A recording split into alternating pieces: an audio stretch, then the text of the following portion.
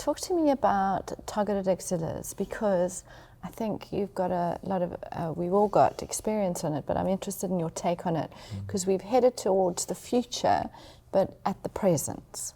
So what are you using? Yeah. So for targeted axillary dissection, and I'm going to define that as being patients in whom we're going to give neoadjuvant therapy to. I agree. I'm a great fan of there being a placed marker before neoadjuvant therapy. Yeah, absolutely. And we've got the privilege in Houston of having the two big hospitals there working together. Oh, nice. And the Magellan study is a study where we're placing the mag seed in the axillary node up front before the neoadjuvant therapy starts.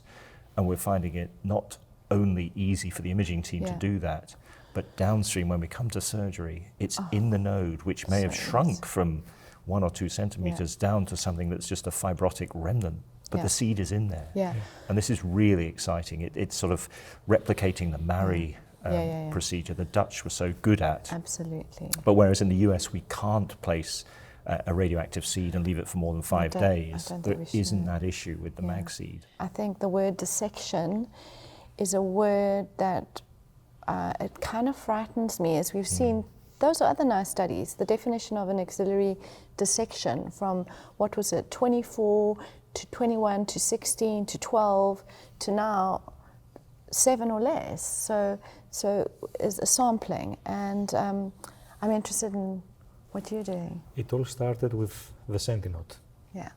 So more or less what we saw was that the mag trace had good signal not only when it was injected on the day of surgery, but the day before. And then one thing brought the other, and after a pilot we did a pragmatic trial where we had comparison of the isotope with the mag trace, but in this study we decided to inject the mag trace preoperatively in upfront surgery. So we saw back in 2017 that you could do it up to 1 month before surgery. And that kind of generated the idea at the same time of what if you could, in the setting of pre-invasive breast cancer, de-escalate axillary surgery. And this is how we landed to the Sentinel. And we saw already from the interim analysis that this is something that works, and the potential there for safe de-escalation and probably practice-changing outcomes is substantial. I don't need to remind you, but I will, but you know that Sentinel 2.0 is in DCIS patients. We're trying to save those patients having any sentinel lymph node surgery, and certainly it's been a privilege to join you in that trial. I want to ask a question to you, Alistair, because this is a concept we came up with and we tested back in 2015 with the first study. When we came with these results, we felt that, exactly as you say, these are interesting findings. This needs to be tested in a multi-center setting, in an international collaboration group. We have the joy and the privilege to have you with us in this trial. I just want to ask what your reactions were to the idea when you just, heard about it or saw the first paper, the interim analysis, back in 2019. So I thought it was a great concept, taking further forward the de-escalation of what we do in the axilla to patients. And axillary surgery, doesn't matter how brilliant we may think we are, it causes morbidity of one sort or another.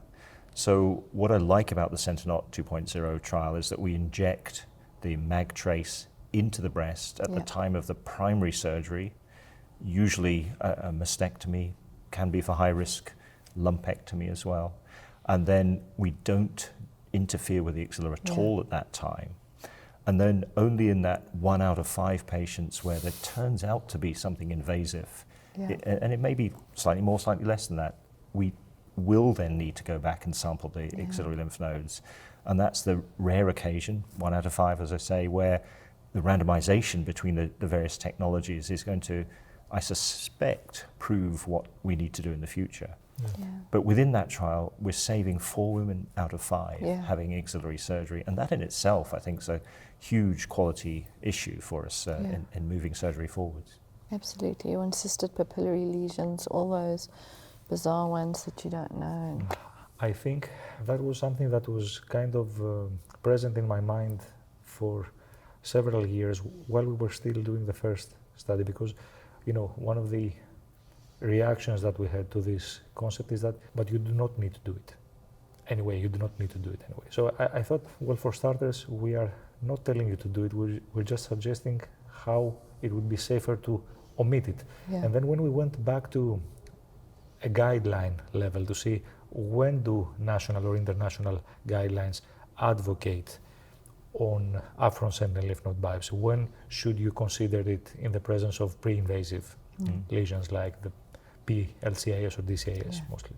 We tested the guidelines against the sentinel cohort, which was a cohort of women that by definition had high risk DCIS, regardless of type of surgery. And we found out that if we had used any guideline as a diagnostic tool, we would have landed to the accuracy of the flip of a coin. So the area under the curve, the median area under the curve was 50.5%. Wow. You mentioned the high-risk lumpectomy. With regards to variances in practice, I mean, I come from a unit where we perform successful breast conservation in 90% of patients. As well, yeah. Does anybody sitting on this couch, apart from me, think that if you perform a therapeutic breast reduction for a DCIS, or for example a formal Benelli mastopexy with a circumarular approach or a perforator flap reconstruction, that you will find a node if you would inject isotope in the operated tissue afterwards? And if you would find a node, are you confident that you will be finding the correct node? Yeah. What are your thoughts about that? We did this many years ago, but with isotope, okay, to look at post-surgery reconstruction patients, new primaries, etc. And one of my recon team actually did it at the time of breast reductions and then wanted to pick it up later. And it's all over the place. But with the tracer, you can do it. So I've just got somebody who contacted in with me who's got a new primary, and I've told them just to inject with mag trace to pick it up. So, and I told her to go and pick up the tracer and pick out 2 glands. I don't think that we'd see that with the isotope, but I think your biological behavior, as you've shown with the tracer not going past the sentinel, is completely different. It really is in terms of how it works, as opposed to, and it's probably partly due to what it is, but partly due also to diameter, molecule size, and all those things. So I don't know what your take on it. Yeah, I think there's 2 things to think about here. First of all, if you want to work out what the normal lymphatic anatomy is going to do, then injecting your mag trace at the time of original surgery, particularly if you're going to do reductions and all the clever oncoplastic things that we now serve our patients very well with, then it's got to be that Sentinel 2.0 way forwards. Yeah. I think the other point you're making, Carol, is that mag trace can be effective in patients that have had surgery previously, particularly if it's been some months, years earlier, and I've certainly used it very successfully in that setting. But to come back to the Sentinel 2.0 trial, and I hope other trials that you're going to be leading on in that field, what's important is that we do these trials. If we're going to change practice, if we're going to change guidelines across the world, then having a randomized trial, which is an international trial, is really important, rather than just relying on either anecdote or single centers or prospective cohort studies. Is that the case? I completely agree. When we were ready with the first trial, that was clearly feasibility, it was a proof of concept trial. The results were very positive. That made me kind of jump back to my default attitude. Whenever I feel that something is almost too good to be true, I have to check it twice. And this is why we went back, we looked at the protocol, we changed the design to include randomization, and we powered separately for the context of breast conservation and mastectomy in order not to be able to detect statistical significance in the difference of detection rates, but also in the context of nodal concordance, because if you are doing a procedure that is a staging procedure, then you want it to be accurate as well. And knowing that SPIO that is being injected on intact lymphatics has a nodal concordance of 95% with the isotope that is injected on intact lymphatics, then it is safe to make the argument that whatever you lose because of the scar tissue will kind of reflect the false negative rate of the procedure that you do with the isotope if the sentinel were not present as a technique. The most important thing that is happening with these trials is the collaboration with you, among many other people, because finding key opinion leaders that think that what we do is meaningful and are happy to contribute is something that kind of strengthens our belief that this is the way to move forward, because innovation is always exciting, but you need to